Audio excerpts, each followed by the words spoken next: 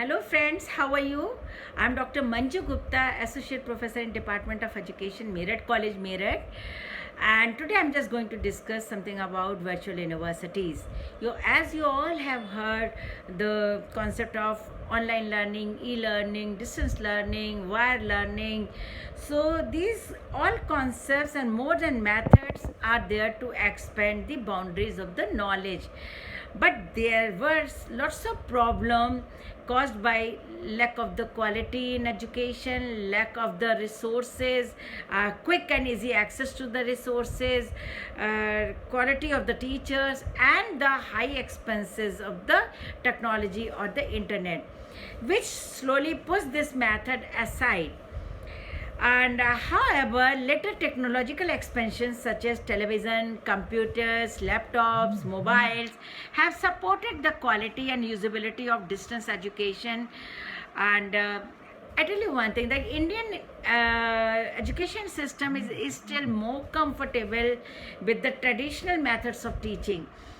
But internet revolution has changed the scenario, and you just see the COVID-19 has changed the scenario of entire education system.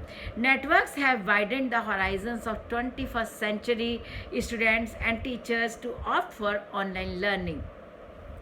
In India, the first virtual university came into existence, that was in Tamil Nadu, and that university was Tamil Virtual Academy, which was established on 17 February 2001. And the other virtual university is technological university is which has been initiated by 7 Indian institutes of technology, that is IITs, and with Indian Institute of Sciences, to set up India's first homegrown virtual technological university. And the entire course and content on NAPTEL will serve the base for this virtual technological university.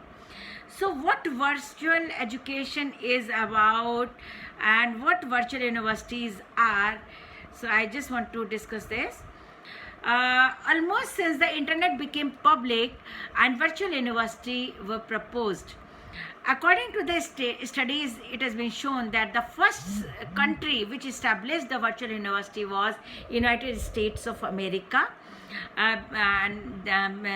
Because it used electronics in education for the first time for their remote learners.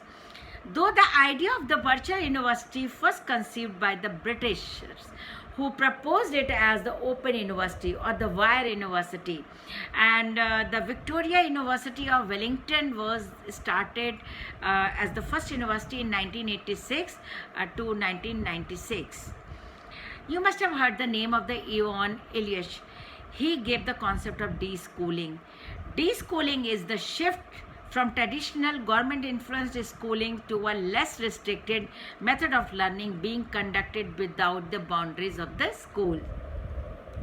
So, creating virtual university and teaching online through computers and mobiles with the help of internet facilities or broadcasting bands have broken the concept of the school boundaries through virtual classes where students can have access to education at any time, anywhere. Course and content can be transmitted through the internet or by using the broadband, for using pre-recorded audio or videos for interactive online teaching with the help of webinars, tutorials, online tutorials, and by broadcasting on the television or the radios. These materials presented in the virtual universities are not virtual material, but they are the same material which are taught by the professors in real universities. The difference is that in the virtual university, that a special tool is used to change the university environment, and the communication between the students and the professors is by the remote technology, that is through internet. According to the existence of internet networks, subjects taught by a professor will remain for a long time. and students can have access to these courses at any time, anywhere, by using the receiver, that is the technological equipment, maybe the computer or maybe the mobile, internet and satellites for communication media, are the communication media between teacher, student and the content to be communicated.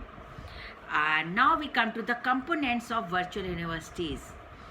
There are some components, frameworks and processes to create a virtual university. The first one is the availability and ability to use electronic media, technocrats, educationists and network.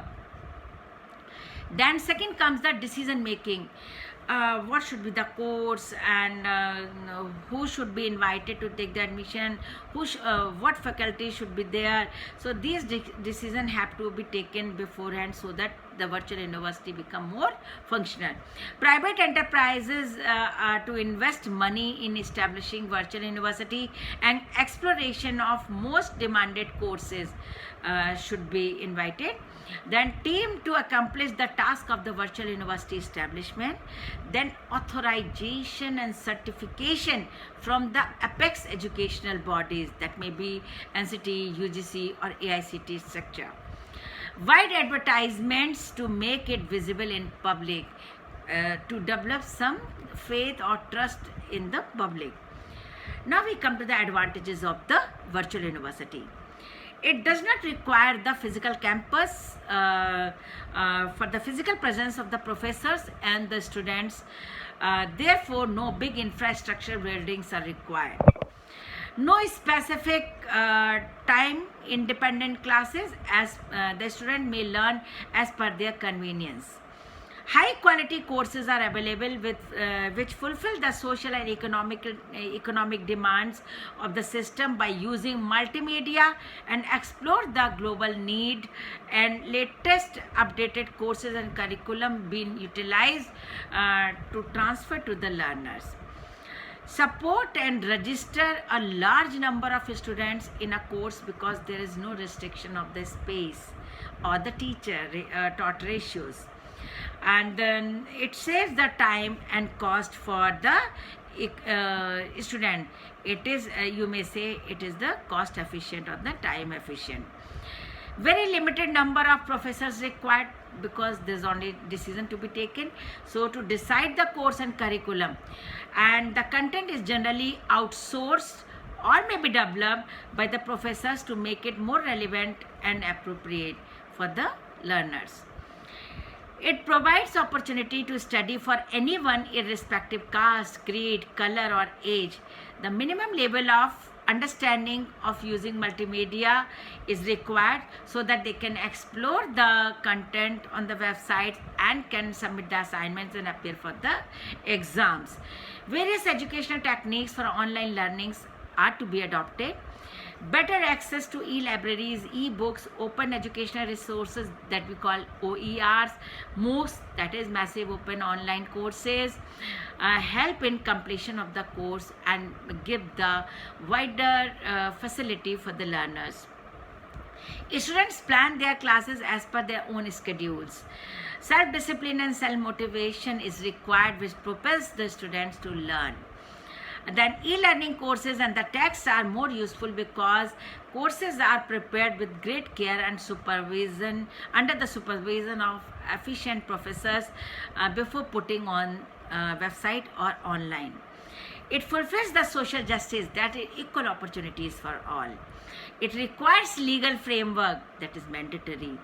It is flexible in terms of course study, but the enrollment and the examination are scheduled and fixed as per the university calendar. A student is having more control over the course, and online learning is student centered.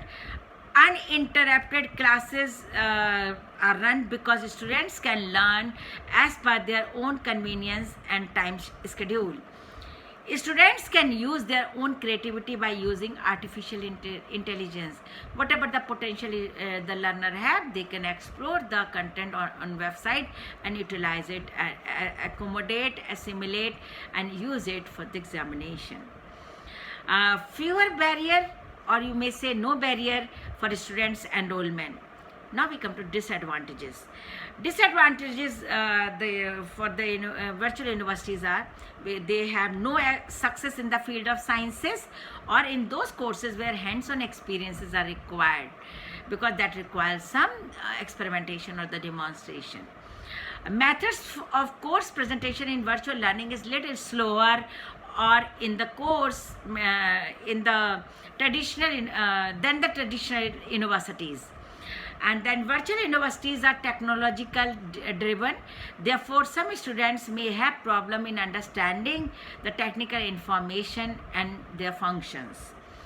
No personal touch or immediate feedback is been provided by the teachers or the professors, so teaching learning is more mechanical. As a result of social distancing between the teacher and student, teachers are not aware about their readiness for the study and neither they know their performances. So students just appear at the time of examination and the success story is being revealed thereon. Virtual universities receive students as customers and not as learners. So there is no face-to-face interaction between teacher and taught. Therefore, supervision is nil, almost nil. To use the virtual universities, minimum level of technical skills are required, which sometimes, or you may say many of the time, students are lacking. Virtual interaction among colleagues, teachers and students causes social isolation and which sometimes leads to stress and depression. Students need to pay higher cost for using high-speed internet and having a computer or a smartphone. And then there is general distrust towards the virtual universities because there is no surety about its existence and no surety about the acceptance of its degrees in job markets or in the higher education or further education. So, in my opinion, the certain possible solutions are there. The first one is the standardization. In the world of science and technology, along with its rapid, unprecedented progress, standardization is the most important factor of these virtual universities for maintaining quality and gaining trust of the customers or the clients and rectification of the different activities and actions. Standard contains some issues such as content, security, quality of providing services, technical issues, validity of courses and its related content. It must have the authorized license or affiliation with the national apex bodies like UGC, NCT, AICT, which certified their courses and their degrees. And then comes the declaration. It is very, very important. Virtual universities should give the detail of their status, faculty, courses, affiliation and authorization certificates on their website to develop trust and faith among their clients and the learners. And the third thing is that at least 1 or 2 contact programs in the form of seminars, conferences or convocation must be held to make it more visible in the public. So this is about the virtual universities. Thank you so much. If you have any problem, you can put an email to me, that is manju_meerutcollege@yahoo.com, or you may WhatsApp on my number, that is 9358407 369 in India. Thank you so much. Bye-bye.